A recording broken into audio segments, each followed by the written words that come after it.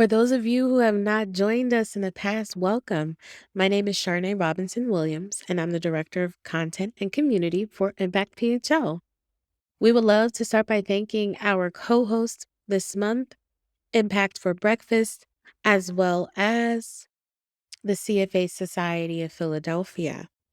As many of you know, Impact PHL is a nonprofit advocacy organization helping investors large and small align their financial assets with their values to create lasting change in the greater Philadelphia region. I would be remiss if I did not mention that we will be hosting our Total Impact Summit in just 3 weeks, May 16th and 17th. Check out all of the information needed to register on the screen. There is a special promotion that I will drop in the chat just for you. $300 off general admission. You do not want to miss Total Impact. Now, because the clock is ticking, I would love to pass the mic to Margot Kane, Chief Investment Officer at Springpoint Partners. She will lead this panel discussion today, and we're going to hop right into water everywhere. Margot? Thank you. It's a pretty critical topic globally and locally. And today or this week is actually World Water Week. The theme of this week, if you want to learn more, is Seeing the Unseen, the Value of Water.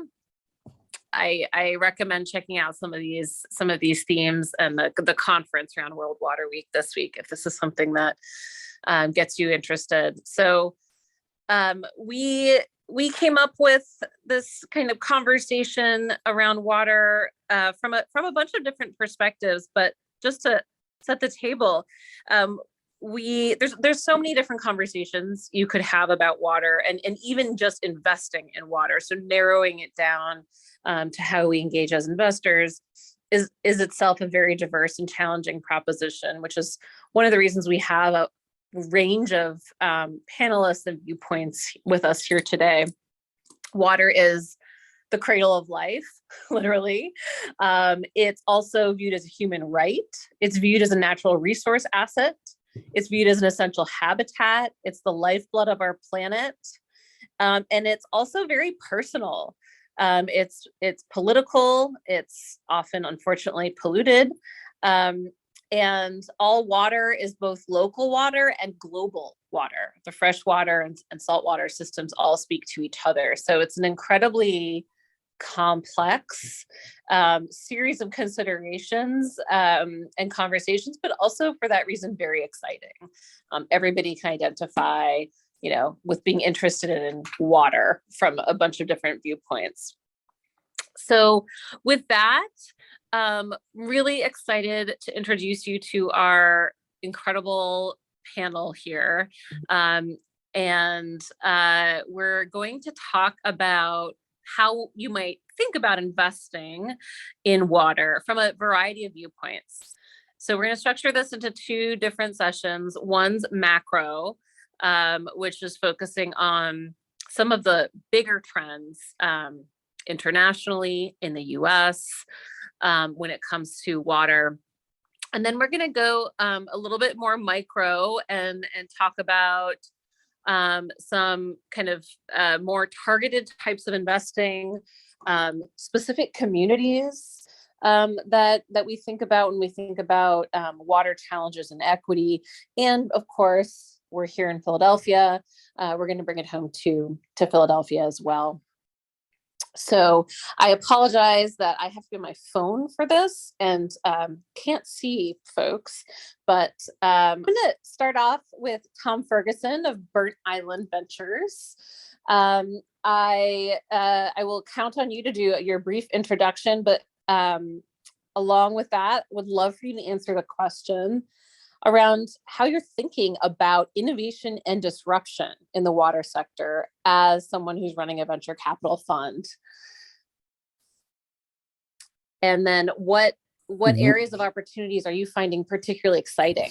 Perfect. So over to Perfect. you, Tom. I'll jump into that. Can you hear me all right? Yes. Brilliant. Wonderful to be here. Thank you so much for having me. Illustrious panel ahead of us. Good thing we're starting on kind of the lowest rung. So my name's Tom Ferguson. I'm the managing partner of Burnt Island Ventures.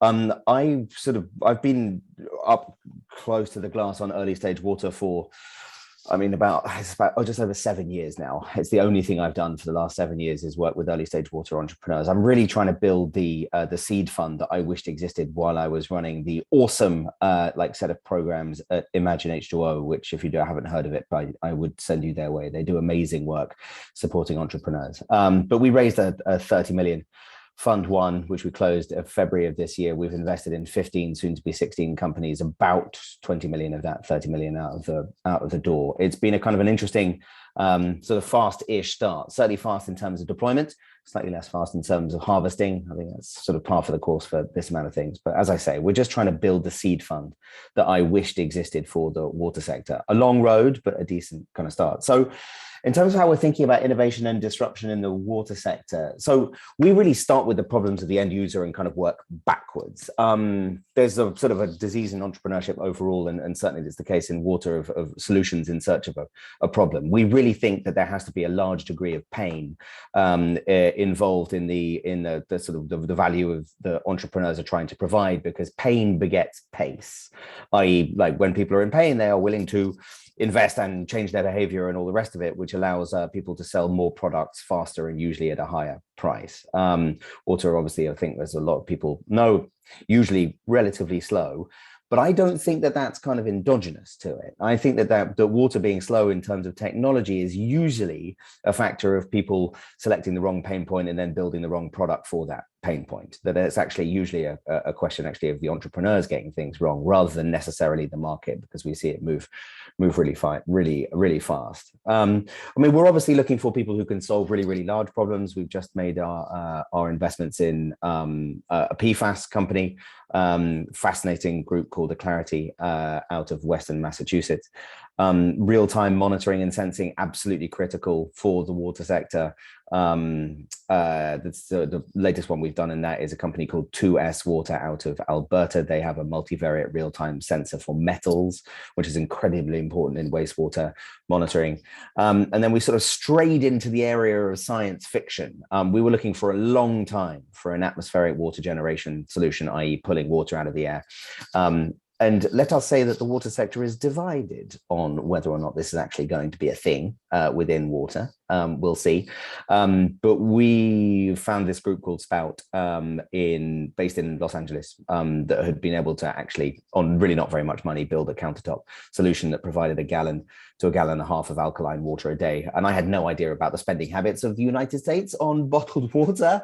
It's a 13.3 billion domestic market, all of it using mostly unrecycled plastic, putting communities that in kind of the battle pathways of people who are trying to bottle spring water. It's a relic of an industry that needs to be replaced, and we think that this can be a big part of it.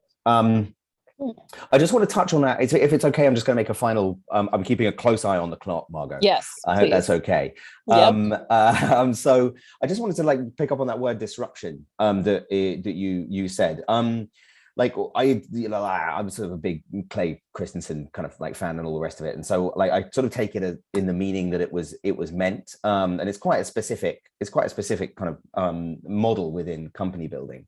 It's quite rare in water, mostly because the customers in water are so rarely overserved. It's not like they're kind of getting a kind of a ridiculous Lamborghini of water, and so there isn't that much room for companies to come in. I think the room for companies is where people are really underserved. So companies coming in to service big pockets of the market. The obvious one is the 2.1 billion people worldwide that don't have access to adequate sanitation or drinking water. And so the tenets of disruption are quite useful in describing the pathways of companies, but not disruption kind of per se. Anyway, that's it from me. All right. Well, thank you, Tom. Yeah, I look forward to chatting about the atmospheric place with you later on. Yeah, it's fun. there's lots of opinions that vary from like, is this just a big humidifier to is this the solution for drinking water going forward? But on that, your point about there's just this massive amount of underserved customers and populations. Elon, I'd love to flip the mic to you to talk about what that looks like in the international context and share the work that you're doing at Water Equity and sort of where you see the opportunities in the international markets and whether those are similar or different from what we're seeing on the US front. Great. Thanks, Margot. Can you hear me okay? Yep. Good, great. First of all, thanks so much for having me on the panel. It's great to be here and speak with you all and join my fellow panelists on such an important subject. Like Tom, I've spent the last several years dealing with water exclusively. My name is Elon Emanuel. I'm the head of investor relations at Water Equity, and we are an asset manager that is exclusively focused on solving the global water and sanitation crisis.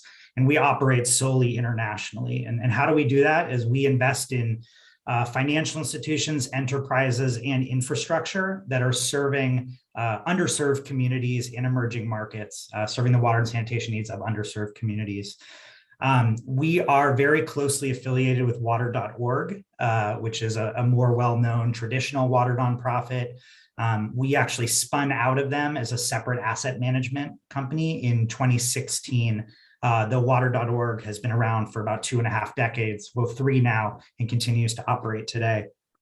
I think, what is so unique about sort of the underserved market that Water Equity and water.org before us has really worked in is that many people don't know that there are hundreds of millions of people who are willing and able to access household level water and sanitation solutions if only they can access affordable financing to do so. So you're talking about literally millions of people who might live above the pipe water network, but because they never can save the $300 to actually tap into that existing network, they're forced to pay substantially more on a daily basis for water than someone who does have that money and is able to tap in. And that's really what the part of the water and sanitation crisis that Water Equity is really focused most of our efforts on.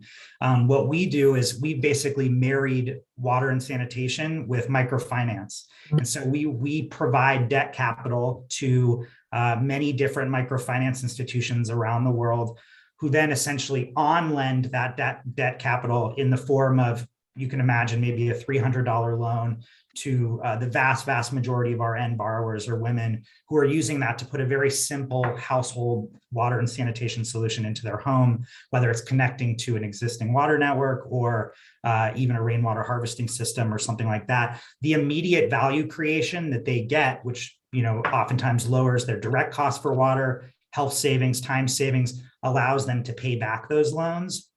And then, of course, they pay back the microfinance institution who pays back Water Equity, and we pay back our investors. And across the 30-year track record of water.org and now Water Equity, we've seen almost a 99% repayment rate from these end users. And this has been a real journey for us because I think for a long time, people thought that, there's always this belief that the poor, and I purposely sort of aggregate it in a way that it's not a monolith and that they can't pay back these loans, but that's not true when we have the evidence to prove it. And so what we've been able to do at Water Equity across our 3 funds is really already bring 3 million people access to water and sanitation across 3 funds. And we're on track to reach an additional 7 million more through those same funds. And so I'll stop there. Thank you. First of all, that's incredible impact. Thank you so much for sharing it with us. And this concept of willingness and ability to pay for water is a conversation that has a lot of interesting manifestations in the US too. Affordability in the US is such an interesting challenge. And I think to Tom's earlier point about disruption, one of the things that market disruption needs is either, improved efficiency or improved margins, right, to make the business models work and to make them investable in a for-profit context. And one of the things that I think we've seen in the US is real fragmentation in terms of where water is affordable, where it's like a decision point, right? And where it's not, and what the dynamics are around raising rates for populations, particularly when it's water tends to be charged within a municipal footprint. And so with that, I'd love to invite Martin Doyle to introduce himself and share a little bit with our audience from an investment standpoint.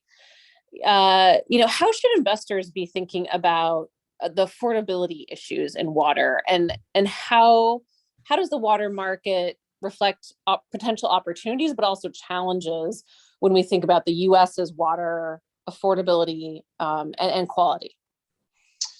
Great. Thanks, Margot. So my name is Martin Doyle. I'm at Duke University, and the group that I do training of students who are at the intersection of finance and water with a focus on US water, and especially municipal water and wastewater. And the big role that we try to play is to provide distilled information for a range of different stakeholders, whether that's investors or rating agencies or policymakers. And so the topic that we've really been diving into for the past few years has been focused on water and wastewater affordability at the household level. So basically, how big is the bill that people see in different communities? And what we've done, I'm going to put a link in the chat box to a public-facing dashboard that we've put together that has on the order of a couple thousand water utilities spread around the United States. But what we've really focused on is a lot of the ESG investing community. A lot of people are focused on the climate change side of things and on the environmental side of things. And what we've really focused on is the social side of things, and especially affordability. So what we've done is developed a scoring technique and a database behind that, where we can score the affordability at the household level for about 4,000 water and wastewater utilities in the United States. And so for a variety of different groups, that benchmarking becomes really important. So we can actually see just how affordable is the water for low-income households in these different communities. Along with that, what we're doing is, by providing this kind of measure of affordability, we're working with Quantified Ventures to structure a new type of debt instrument. They've been pioneers in environmental impact bonds, and what we're working towards right now is trying to structure up what we're calling an affordability impact bond, where by bringing capital to a municipality that can make adjustments in their wastewater treatment operations, they can actually reduce some of their costs. And what we would then do is link those savings and costs to the actual community by providing some type of affordability mechanism to the low-income households. So in general, just so for a sense of scale, about 1.8% of electricity in the United States is used just by publicly owned wastewater treatment works in the United States. So it's an enormous energy use. And about 75% of the energy, 75% of the costs of wastewater treatment plants is just in energy. So if we can start to use more energy efficient technologies within the wastewater treatment plants, we can start to make both energy savings, climate emission or greenhouse gas emissions changes, and we can also start to shave off some of those costs. And the idea behind the measures that Duke is developing is by measuring those actual cost savings, if we can start to link those to actual savings at the household level for low-income households. So that's the whole package that we're doing here at Duke. Thanks, Margot. Thank you, Martin. So for those investors that might have, let's say, a fixed income portfolio, and let's say they're interested in applying an ESG lens to their municipal bond investments, what should they be looking for on the waterfront? Like, how would they know whether or not a municipal issuer, utility issuer is either, kind of on the wrong side of the affordability conversation, and or on the, underfunded in terms of their infrastructure investments, long-term O&M, et cetera? Well, on the risk of default is very low in the United States. There's been only a handful of municipal water or sewer defaults. part of the reason for that is that the costs are being passed on to the household. So what we're seeing is that household water bills, including wastewater, have been increasing at about 7 to 8% per year. And that's during when inflation rates were about 2 to 2.5%. So as we see energy costs go up, commodity prices go up, we're going to see a dramatic rise in water rates. So I think what investors should be looking for is not how the costs are being passed on to all the households, but how the cost of municipal debt is being passed on to particular households. So what percent of the total revenue for a water or wastewater system is being borne by the poorest amongst us, by the lowest income households? And is the utility making efforts to actually reduce the burden on those low income households? And that's what we really need to be looking at as communities on how they're actually addressing that. Thank you. That's such a great question, and it's one that, given our focus at Springpoint at the intersections of water and social justice, we've been spending a lot of time learning from you and others on the panel and other partners around this particular issue, which is low income households, rural households and communities are bearing a disproportionate share, not only of climate change, but of the cost of adapting to it, particularly in the water context. And so with that, I actually would love to segue to April Mendez, CEO of Greenprint Partners. If you could elaborate a little bit more on why, when we're talking about water here, why should we care about equity from a social standpoint, the non-monetary kind of equity, when we talk about water and investment opportunities? And how does this play out in your work, both nationally and in Philadelphia? Awesome. Thanks so much for the question, Margot, and for inviting Greenprint to participate. So just to give a little bit of background on Greenprint, our work is as a national firm that specializes in what's called green stormwater infrastructure, which is a nature-based approach to managing stormwater runoff, the water that's hitting our hardscape surfaces and then sheeting off into our sewer systems and leading to polluted water bodies. So our work is as a program manager to get green stormwater infrastructure built across cities. And what we're seeing is, first of all, a shift in utilities being interested in using nature-based solutions from an equity perspective, because they recognize that the traditional ways of dealing with stormwater, which are deep tunnels, underground gray infrastructure, that don't really have, they have benefits when it comes to reducing water pollution and water volume, but they don't have as many benefits when it comes to uplifting the communities that they're serving. And so there's a shift afoot towards these nature-based approaches where we're putting vegetation in the ground, rain gardens, street trees, those kinds of things that green up very heavily concrete hardscape urban communities, create more nature within those areas, so that supports community thriving. So we're seeing a shift in the decisions that water utilities are making as to the type of infrastructure that should be built from an equity perspective. And then we're seeing a shift also in utilities wanting to get the most out of those infrastructure investments so that they're uplifting communities from a health perspective, an economic perspective, et cetera. They're recognizing that, as Martin was talking about, that these communities are facing the biggest threats when it comes to climate change, but also social unrest and economic vulnerability, et cetera. And water infrastructure investments can be a great opportunity to move the needle on some of those challenges. So there's a couple of reasons. One is on the side of, what are the threats that are facing these communities that are bearing the brunt of climate change and economic vulnerability, et cetera. And then on the flip side, what's the opportunity? There's billions of dollars a year being invested in upgrading our water infrastructure. If we take a proactive lens to the way that those infrastructure investments are being made, we can be thoughtful about the type of infrastructure that we're putting in that helps support community thriving. We can be thoughtful about designing that infrastructure in partnership with communities so that we're increasing education, we're increasing communities' power over the design of their own futures. and ensuring that the jobs that are coming out of those infrastructure investments are landing in the communities that they're serving, so that we're building up long-term economic resiliency and ideally contributing to wealth building in those communities as well. Thank you, April. And I think it's really exciting to hear about this from an opportunity standpoint, especially with the current federal administration's infrastructure funding and the Justice 40 mandate. And I would also say, just from an investment standpoint, one of the things we've learned in water, and I think, your work can really speak to this very deeply, is there's also downside risk protection when you engage the community meaningfully in co-creation, co-design, and kind of co-ownership of the water assets, because there's a cost when you don't. Can you talk a little bit about what happens when it's not done, with, by, and for the community?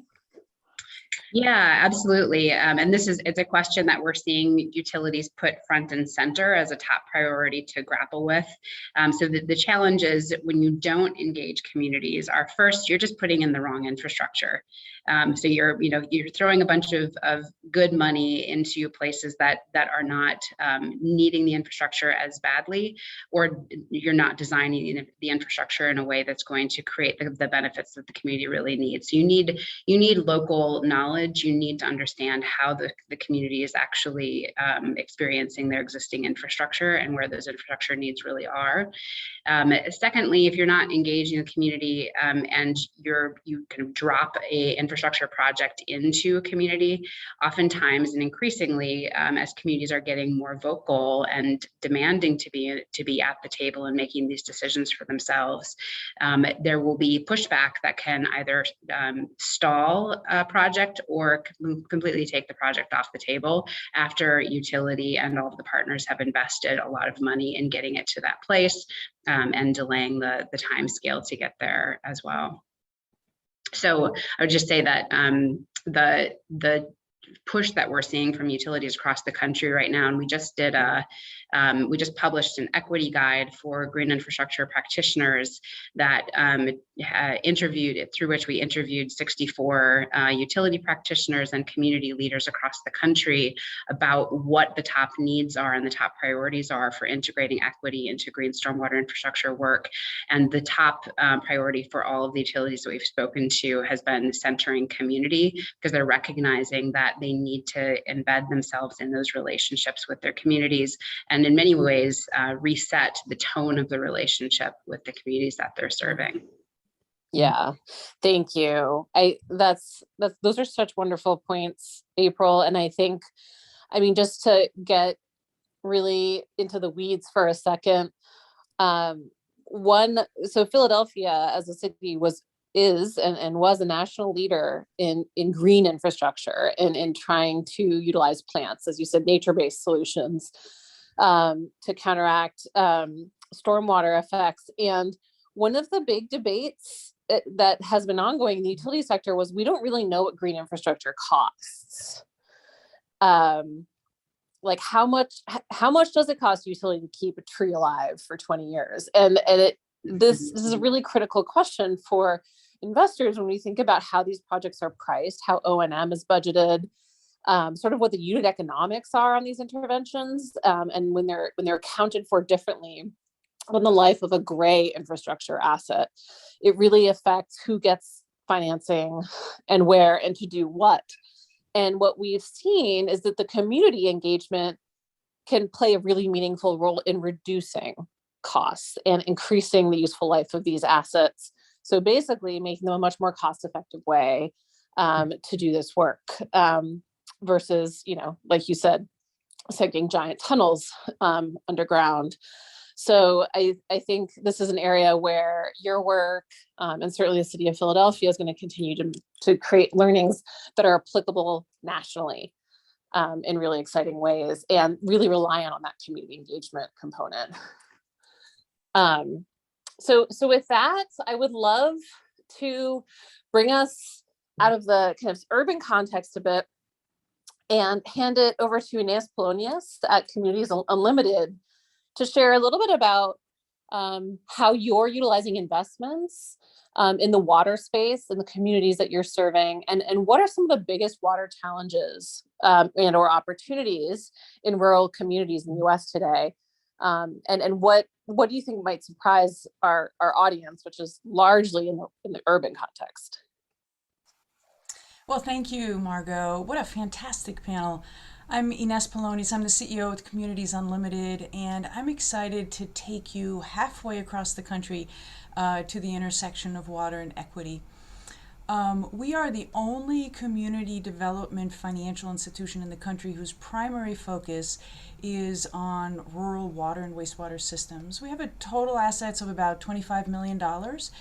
But we're also a rural development hub, which means that we build the capacity of the water system boards of directors and their operators, as a means of mitigating our risk.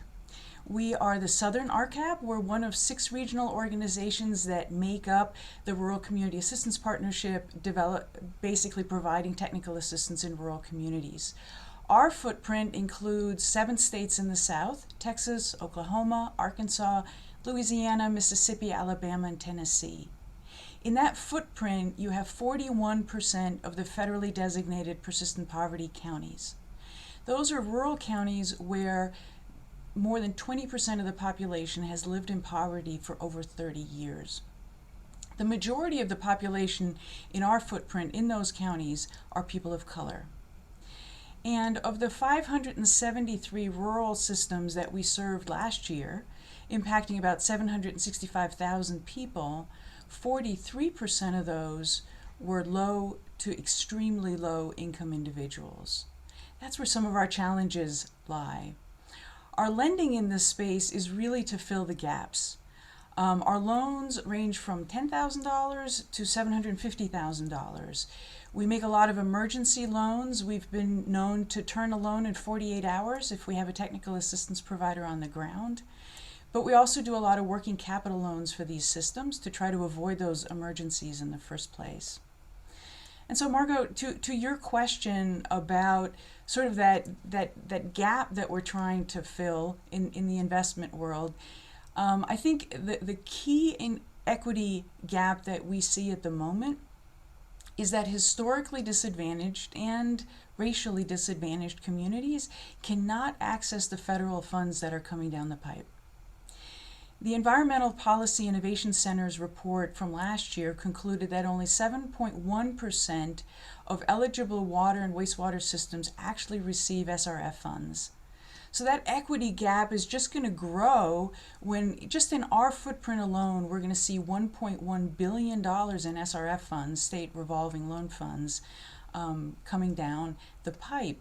So let me break this down a little bit of how this happens, because it may or may not be intentional, right? So in order to receive funds, a rural project needs to be included in the state's intended use plan. In order to be included in the intended use plan, they're required to deliver a preliminary engineering plan and a budget. That's going to run them anywhere between 15 to 20% of the overall project size, and that in our footprint is about $50,000 to $150,000 that they need to pay the civil engineer of upfront costs. A water system, a wastewater system in a persistent poverty county simply doesn't have the cash reserves to come up with that kind of money. So they're immediately locked out of the whole process. So one of the things we're doing is we're introducing a pre-development environmental loan to fill this gap and make these disadvantaged systems more attractive to engineers. And here I want to give a nod to one of the participants today, Margaret Bowman, who's been working very closely with us on this whole issue. So I think to your question, Margot, about what are the biggest water challenges facing rural communities, I want to pivot here to where Martin Doyle started us. It's all about affordability. So the rural water and wastewater infrastructure in the South is just simply worn out. Our wastewater systems were built with pollution control money in the 1970s and 80s, and the upgrades that are needed right now are simply expensive. So our friends at the American Water Works Association, in their study of affordability, they basically conclude that across the country, the two rates of water and wastewater should be no more than 2% of a household's income. And I'd love to know what Martin thinks about that. In urban areas, that number is probably closer to 1% or 1.5%. When we do rate studies in our rural systems, we show rates of 4 to 5% of a household's income, especially in a persistent poverty area. That's before an improvement. That's before they take on more debt. So to meet the moment right now, we're raising money for two open-ended funds. The first is a $5 million fund for these pre-development loans to help disadvantaged communities access the federal funds that are coming down. The second one is a $6 million fund to meet the commitments of our current loans, because systems basically draw on the loans that they have with us over time to keep it more keep their interest payments lower. But then we also have an immediate pipeline that just requires quite a bit more capital. We issue term debt to accredited investors, as low as investors that bring on $25,000. We also manage program-related investments from foundations, EQ2s, and loans from banks and other larger investors. So we welcome you to meet us at the intersection of water and equity, and thank you so much for this opportunity to join you for lunch today. Thank you for joining us, Ines, and thank you for that outline. And I think, really highlighting some of the regional differences we see in this country and how that plays out in inequitable ways, but also the opportunity and how you guys are rising to meet the opportunity and help your communities, wrestle with these challenges. So before I bring it back to Philadelphia, I do want to get everybody's thoughts turning. We are going to open it up for Q&A. Feel free to drop your Q&A into the chat, and or after our next set of comments, raise your hand and Sharni will help me identify you. And panelists, this is open for you as well to ask each other questions, because you don't always get the opportunity to do that with each other. So start thinking of your questions while we're listening to Nathan Boon of the William Penn Foundation. Nathan, thank you for joining us today. And I'm hoping you can share a little bit about how William Penn has used investment tools to protect and restore the Delaware River watershed, and kind of what you've been learning about the both social and environmental challenges that's very specific to this watershed. Certainly happy to share some thoughts with this group, and again, appreciate the chance to be a part of this conversation. So I am Nate Boon. I'm the Senior Program Officer for Watershed Protection at the William Penn Foundation, a family foundation and philanthropy based here in Philadelphia. So very much an impact investor, but an impact investor with a typical rate of return somewhere around negative 100%, right? We are a grant-making entity. And not to say that we aren't looking for leverage and impact out of our investment, right, in terms of real returns, but the unit that we use to evaluate those returns is typically acres of forest preserve or gallons of stormwater managed and mitigated. It's not that financial return, but increasingly as we kind of make what for us are quite bold forays into the impact investing space, the traditional impact investing space, where we're looking for a return on those investments. We're finding, we're just finding the opportunities, some new opportunities to advance our core objectives for Philadelphia and the wider region around watershed protection. A lot of what we've been working on and a lot of where we see the opportunity follows along the lines of what Ines kind of laid out in terms of facilitating project flow with major public investors, either public parks and recreation and open space funding programs that offer on some kind of reimbursement basis, or that reach across our rural landscapes of this forested river system that we're working in, as well as green infrastructure, reimbursement mechanisms such as what we have here in the city of Philadelphia around the city's combined sewer overflow plan, a mechanism and process that April and Greenprint have been great partners in helping us to leverage. So we've got those reimbursement mechanisms and are finding ways for our William Penn Foundation's funding and philanthropy to help expedite that project flow. We've got, as I heard a panelist speak at the Tapping into Resilience Water Now conference just a couple weeks ago, we're dealing with the money cannon here from the federal streams of investment, and everyone's trying to kind of get a handle on that and position projects to get going quickly and take advantage of those dollars. And in philanthropy and in putting funds out there to revolve through, our most recent kind of largest investment has been funding a program related investment with the Open Space Institute to help provide that initial cover some of those pre-development costs that Inez had mentioned, and also provide that kind of stopgap financing, right, while folks, smaller organizations, wait to be reimbursed from those public sources.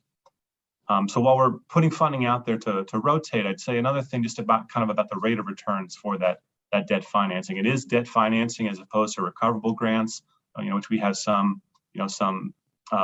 experience with, and others in philanthropy might have experience with. We are looking for a below market rate of return on this most recent program related investment. And I want to stress just the importance of that below market rate return, and how significant I think that is in the impact investing space. We talk a lot about metrics of return that aren't non-monetary, but those metrics, whether it's the acres of forest or the gallons of stormwater, they have real value. And building that value into the debt financing mechanism, I think, is really important for us and for this larger investment community, if we're going to bring the impact to scale and bring the opportunities to scale. And just to illustrate that scaling opportunity, and what that looks like within philanthropy. I mean, here I am a member of a program that's putting out $35 million a year in impact investing, grant making across this watershed protection set of issues. But that 35 million is a share of a share of the return that our endowment is generating. Our $3 billion endowment is generating, on an annual basis, generates something like 10, percent, and we have to spend 5% of that, right, as part of our IRS obligations. And it's that 3 billion, right, and where that 3 billion is being placed, where that investment is being made, that I think represents some of the more exciting opportunities to scale up our impact, and I think a lot of room to think about in that space the getting credit for and accommodating the kind of non-monetary units of return that we get when we impact on issues like water in this space. Thank you, Nathan. And I really appreciate that call to action, right? Thinking about how can we really leverage all of the assets we have at our disposal. And as I think this panel has illustrated, we are not limited to only one asset class, right? Just to recap here, we've got a venture capital early stage tech strategy with Tom. We've got a bond issuance with Martin and Quantified Ventures. We've got international microfinance funds with incredible track records with Elon and Water Equity. We've got project finance that is very deliberately designed with the community and has significant community benefits with Greenprint partners. We've got Ines and Communities Unlimited really working to help rural communities, get access to that money cannon that would otherwise just sail right over them, and really pay for some essential water services that a lot of us take for granted who live in urban areas, but they don't have the benefits. And then we've got the kind of program related investment or concessionary strategies that you laid out, Nathan, at William Penn, that, folks that are working on the more philanthropic side of impact investing can be exploring as they look to, price in a way these externalities into the transactions, but in a way that represents the value of the natural resource versus financial returns. So I think we have a fantastic diversity of examples here. And I do also want to take a moment to credit Margaret Bowman as well, who's on the line, and is our former lead of our water strategy here at Springpoint, and is one of the reasons that all of us know each other and can sit here and have this conversation. So thank you, Margaret. And also wanted Maggie Rakazina, who is now leading our water program at Springpoint, to pop on camera and just share a snippet of what we're looking at in partnership with most of the folks on this call. Sure. Can you hear me, Margot? Yes. Okay, because I'm having technical difficulties as well, but thank you so much. At Springpoint, we're looking at the intersection of water and equity and municipal water to really help empower emerging leaders so that they are equipped to access the financing that they need and make the decisions that are needed to make sure that the community members and community areas that need access to safe and affordable water have that. So our investment is in the people, and we hope that they will then, we're trying to lift them up with the right training and opportunities so that they can carry these challenges forth and look at things more sustainably and equitably. Thank you, Maggie. Okay, so I think we have 10 minutes. Oh my gosh, you guys were on time. I'm so amazed. We have 10 minutes left for Q&A. I see that there are a couple in the chat.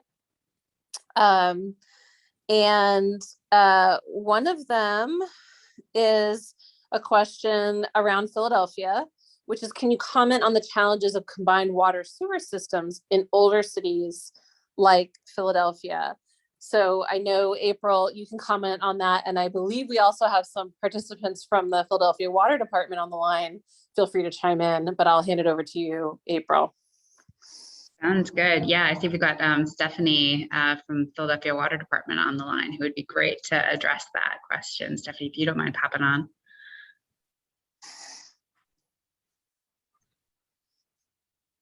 Hey. And maybe, yeah, there she is. How are you? Yes, you're being called on, Stephanie. Sorry about that. No worries. My camera on my computer is currently not working, so I'll be off camera, but thanks for letting me join or inviting me to join. So yeah, challenges. Well, I think a lot of us are familiar with this, but I can definitely talk about it. Yeah, in Philadelphia, like many older cities in the US, we have the combined sewer system. So it's basically sewage and stormwater all combining into one big pipe. And those systems are still designed to overflow into our rivers. So what we're doing in Philadelphia is really using a green first approach with green stormwater infrastructure, which is part of the nature-based solutions kind of framework, and really trying to generate as many co-benefits as possible for our communities as well. And so I think a lot of the things that you're talking about really in support of that, we have a few different pipelines as to how we accomplish our work. So a big one is through actual capital projects that the water department leads. And we also have a stormwater grant program that incentivizes stormwater management retrofits on properties. And we also have our stormwater regulations, which require stormwater management on site for the first 1.5 inch. So we have a number of ways of doing this, but of course, we also work with our partners really closely, city partners, non-city public partners, like the School District of Philadelphia, or private property owners, to see how we can really leverage our investments and this framework and deliver even more co-benefits. And I think a lot of the folks on this call, April, Nathan, and of course Springpoint, have all kind of been part of this ecosystem. And so this conversation of being able to provide funding for that stopgap for different partners, I think is important in Philadelphia and in many other cities as well. You know, a lot of folks don't really have the funding to tee up for those federal grants or other types of grants, even at the local level, like even for the stormwater grant. So I think this is particularly interesting to us to hear. Thanks. Thank you so much, Stephanie. And yeah, participants beware. If we know you, we may call on you to answer questions. So the next question, how can investors that are investing with more market potentially mandates in sustainability themes partner with catalytic investors that have that super scarce, you know, PRI-like, concessionary-like capital, like William Penn Foundation? Do we have any examples? And I will, you know, Nathan, you're on point one, but I will open up to the panel because I feel like many of you have those. Yeah, I can speak to the question, but yeah, would look to others for leadership in this space. I know, you know, the William Penn Foundation, there is a division between the grant officers like myself responsible for spending the money and those responsible for stewarding the endowment and growing the endowment. But that team, that investments team, is working with dozens, if not 100+ managers on a daily basis, making decisions to invest in new products. And I know they're always on the lookout for products that advance these kinds of values, and are participating in forums like the Series Investors Forum to kind of to learn more about you know, about what products are out there and what mechanisms are out there to direct more of the endowment into you know, kind of aligned areas that are aligned with our program side.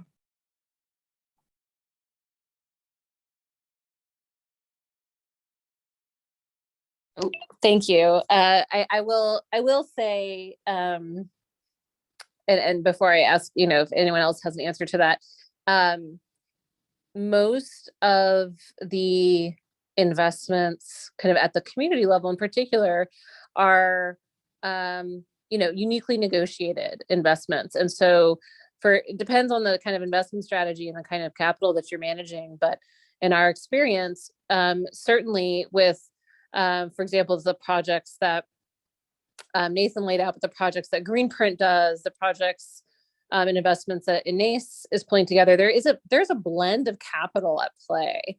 And in Communities Unlimited case, they're, you know, representing different kinds of capital that they're pulling together onto their balance sheet or into a fund that they're then deploying to solve these challenges. And some of those kinds of capital, as I think Inés gave some detail around, are you know, the types of investments you can make as a sustainable investor, depending on the mandate that you're working with, and, you know, minimums and accreditation and the like. But usually, I would say, you know, also with some of the bond issuances that Martin touched upon with Quantified Ventures, there's often a mix. There's a mix, and there's, you know, from the DC water bond, for example, that I was involved with when I was at Calvert, we had retail investment money. We kind of in the top tranche, we had Goldman Sachs urban investment fund money. And then there were kind of other forms of more concessionary capital and, you know, balance sheet resources that DC Water provided to make that green infrastructure bond work and stormwater bond work. So I think it requires leaning in to partner in these kinds of opportunities, and a tolerance for some complexity and spending the time. The deals don't, you know, cross your desk already baked. You kind of have to lean into the conversation and collaborate with folks that are coming from different, you know, walks of life. So I think with that, I'm going to thank our amazing panelists and participants. for this conversation. We got a lot in to a little bit under an hour, and hand it over to Mike for closing us out and any next steps. And I think everybody should have people's contact information. And of course, feel free to contact me and or Maggie with any other questions on Springpoint's work and or, you know, our partnerships in this space. Yeah, thank you so much, Margot. You guys did a really, really good job. So this is very good. And it kind of leads into the Total Impact Conference. I see that Shernay is flashing stuff on the screen. I was a couple of minutes late in attending the session today because I was on the phone with two people. The one was Yusuf George with engine number 1. And that's the group that basically made Exxon, to put pressure on Exxon to change 3 of its board members, which was a really big deal last year, the first time that's ever been done.